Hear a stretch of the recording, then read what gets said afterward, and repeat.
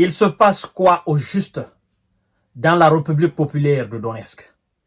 Il se passe quoi pour que les hommes de Zelensky ne parviennent pas à arrêter, à stopper définitivement l'avancée russe? Il se passe quoi?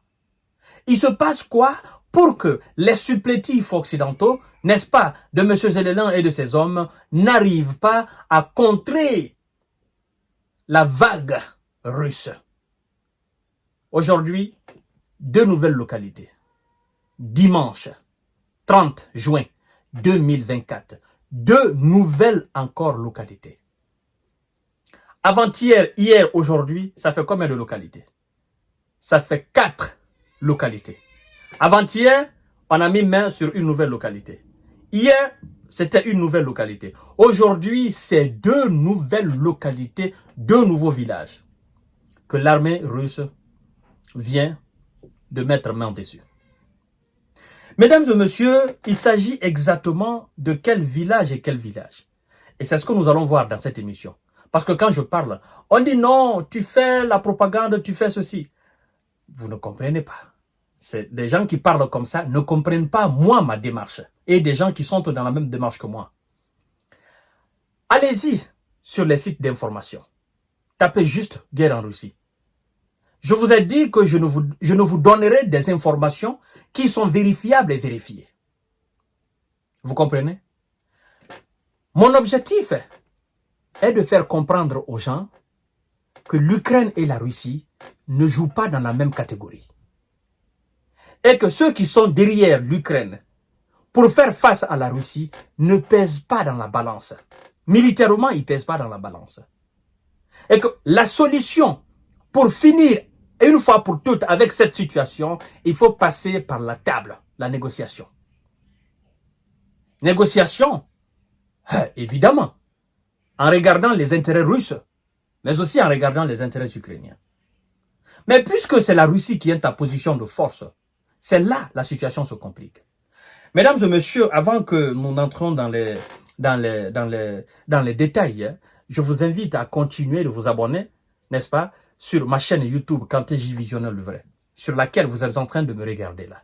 Mais aussi, je vous invite à vous abonner sur ma page Facebook qui est Infomonde. Oui. Et une fois que vous êtes abonné, je vous en prie, activez la cloche de notification pour ne plus rater mes émissions. La communauté se développe. Maintenant, sur YouTube, nous sommes à 10 000 abonnés. Vous comprenez? C'est une belle performance. En juste un laps de temps, nous sommes en 10 000 abonnés. Mais l'objectif est d'atteindre, s'il faut, le 1 million d'abonnés, afin de sensibiliser plus de monde à travers le monde sur la situation, n'est-ce pas, naturellement en Ukraine, mais aussi ailleurs dans le monde entier. Chères dames, chers messieurs, chères demoiselles, je suis très heureux de vous savoir nombreuses et nombreux sur cette page. Oui, l'armée russe a libéré 2 villages en République populaire de Donetsk, a annoncé la défense russe. Il s'agit donc du village de Spornoye, il faut que je prononce bien, Spornoye et Alexandrovka. Mesdames et messieurs, il y a autre point très important à savoir. Parce que pendant que les Occidentaux sont en train de nous dire qu'ils sont en manque, évidemment, ils sont en train de vider les stocks. De vider complètement les stocks et d'envoyer. Et donc, par la voie ferroviaire, naturellement. Mais qu'est-ce qui se passe? La Russie, depuis l'espace, depuis le ciel, localise ses convois de munitions, de matériel et d'équipement. Et ce qui s'est passé là, mesdames et messieurs, c'est vraiment difficile pour M. Zelensky à avaler. Parce que c'est un convoi comme ça qui a été touché par les missiles russes. Et ils étaient même prêts à faire le déchargement. Déchargement des équipements, mais la Russie a rasé cela d'une fraction de seconde. C'est le ministère de la Défense russe qui nous informe. Un convoi ferroviaire transportant des armes, du matériel et du personnel a été frappé au cours de son déchargement.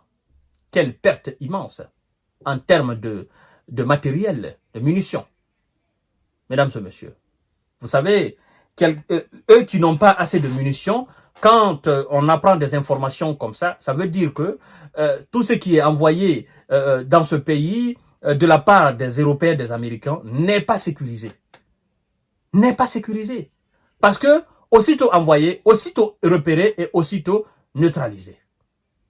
Pendant ce temps, les gars qui sont sur le terrain, ils sont dans toutes les difficultés du monde entier parce que ce qui est censé être du ravitaillement, ça ne vient pas.